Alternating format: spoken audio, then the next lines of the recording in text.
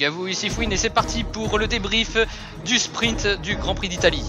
Et oui, décidément, il y a eu quelques surprises, hein, mais bon, faut bien se l'avouer qu'il s'est pas forcément passé grand chose, il y a eu quelques dépassements.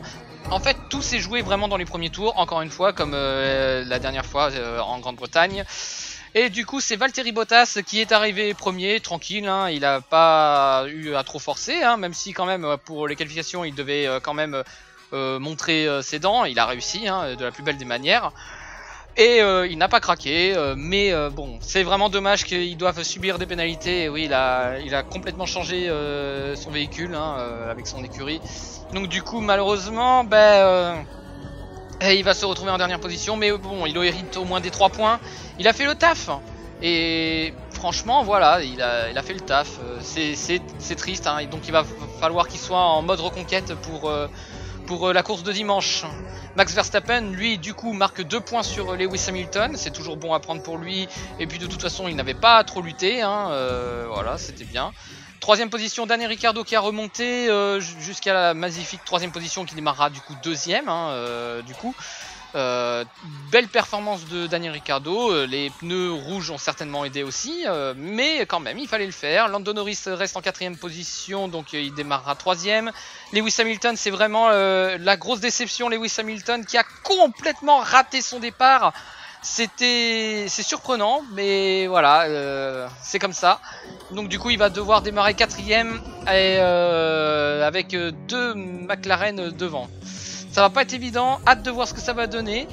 Ensuite, 6ème, 7ème position, donc on a les Ferrari, bon ça c'est pas... Voilà, c'est normal, au vu des performances qu'il propose. 8ème, Antonio Giovinazzi qui prouve quand même que voilà, il a envie de défendre sa place, hein, accessoirement, donc c'est normal.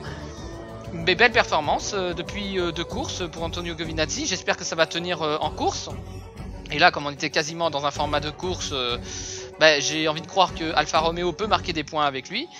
En 9ème position, Sergio Perez, que c'est dur, que c'est dur, que c'est dur, que c'est dur. 9ème, c'est pas bon, pas bon du tout.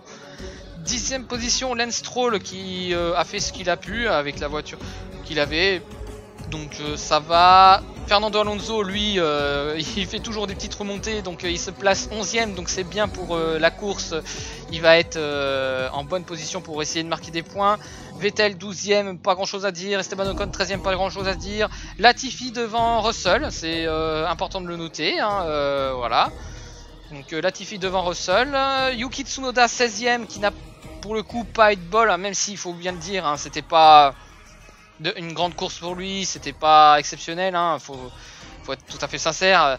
Mais bon, il a subi en plus des petits dégâts sur l'aileron. Bon, c'est vraiment dommage, quoi. Mais bon, on verra ce que ça donne pendant la course. Il est capable de faire une remontée. 17ème, Nikita Mazepin qui pendant un temps avait réussi à grappiller 5 places, qui avait démarré dernier et qui avait remonté jusqu'à la 15ème place jusqu'à ce qu'il se fasse dépasser, évidemment. Donc 17ème. Attention, le Nikita Mazepin, ça y est, il est pas content, il veut montrer, en même temps il a plutôt intérêt parce que ça faisait quand même depuis au moins 10 Grands Prix qu'on attendait quelque chose de lui. 18ème position, Robert Kubica, bon lui il a pas eu de bol, hein, et avec le contact sur Yuki Tsunoda, il a pas eu de bol, donc c'est une des victimes.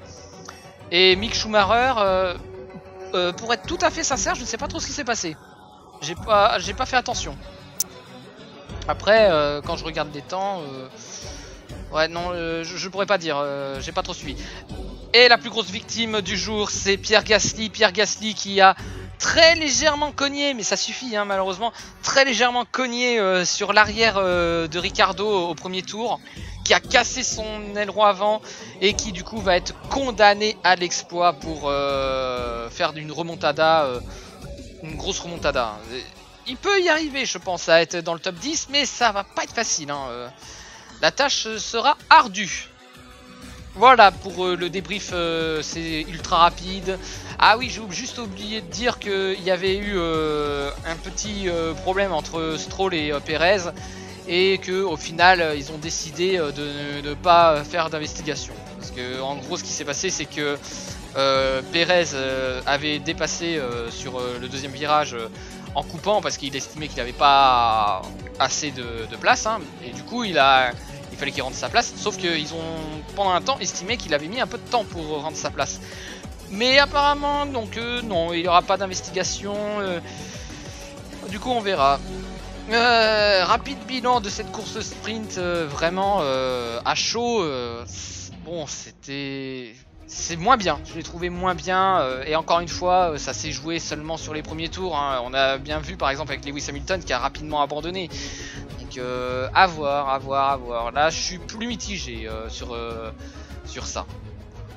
On verra bien lors du prochain sprint qui se déroulera normalement à Interlagos d'après les informations que j'ai vues. Donc à voir, mais en tout cas, vivement la course de demain et on se retrouve demain pour le débrief de cette course et un bilan plus général sur le week-end. Allez, sur ce, je vous dis ciao, à demain!